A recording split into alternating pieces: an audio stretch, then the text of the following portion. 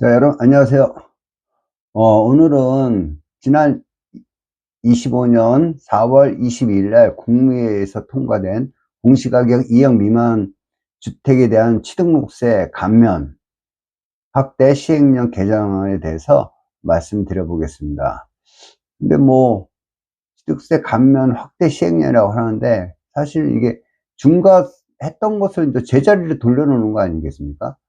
그런데 뭐 정부에서는 뭐 기부하는 것처럼 약간 뭐 선신 공약인 것처럼 감면 확대에 대한 시행령이라고 얘기했어요. 근데 사실은 이게 다시 옛날로 다시 복귀하는 거 아니겠습니까? 예. 그래서 저는 그냥 감면 확대가 아니라 제자리에 돌려놓는 거다, 이렇게 저는 생각합니다. 그래서 어쨌든 그 지방 부동산 시장에 대해서 직간접적으로는 어떤 효과가 있을 것인가 한번 점검해 보도록 하겠습니다. 자, 이게 이제 정확하게 보면 지방세 특례 제한법 시행령입니다. 우리가 이제 법이 있고 법률이 있고 시행령이 있지 않습니까? 그러면 시행령은 대통령령으로 하는 거다, 이렇게 생각하시면 됩니다.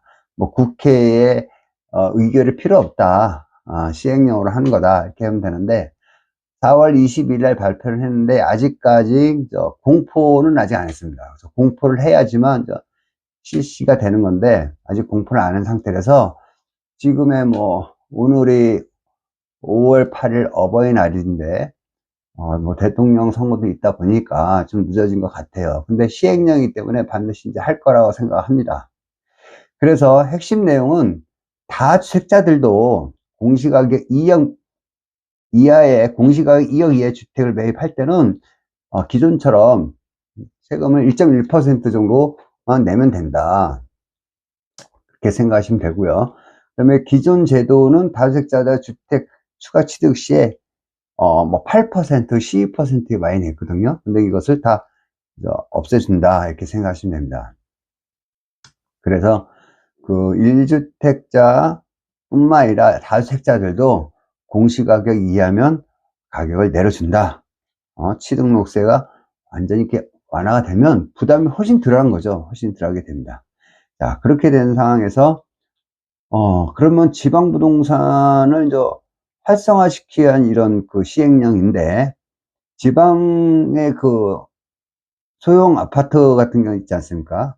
그런 경우들은 좀 많이 좀 활성화되지 않을까, 이렇게 생각합니다. 그래서 중과 부담이 사라지기 때문에 단기 거래량이 좀 급격히 늘어날 수도 있다, 이렇게 생각하면 되겠죠.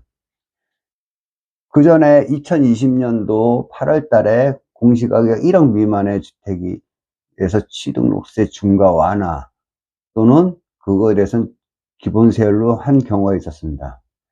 그런데 제가 보는 견지에서는 그때하고는 좀 상황이 틀리다, 이렇게 봅니다.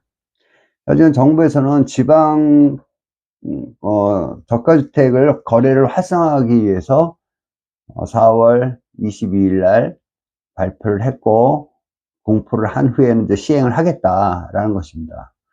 그리고 그 내용을 보면 올해 2025년 1월 2일 이후에 된 것들도 전부 다 공포를 하는 순간 소급을 해주겠다라고 얘기를 했습니다. 그런데 이게 심지어 제가 볼 때는 2020년도에 8월 달에 공시가 1억 미만짜리 주택을 취등록세에서 면제를 해줄 때랑 지금 2025년도 4월 달에 발표한 2억 미만으로 할 때랑 틀린 점이 뭐냐면, 그때는 1억이었고 지금은 2억이 아니겠습니까?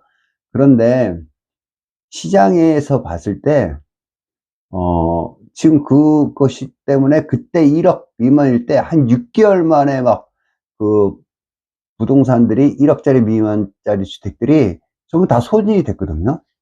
다 소진이 돼서 뭐 급격하게 다 팔린 거죠. 다 팔렸는데, 그때하고 지금하고 이제 상황이 틀린 것을 이제 몇 가지 말씀을 드린다면, 그때는 다주택자들이 그런 집을 충분히 살 수 있는 기회가 됐고, 분위기 자체도 2020년대는 부동산 가격이 아주 피크를 칠 때거든요.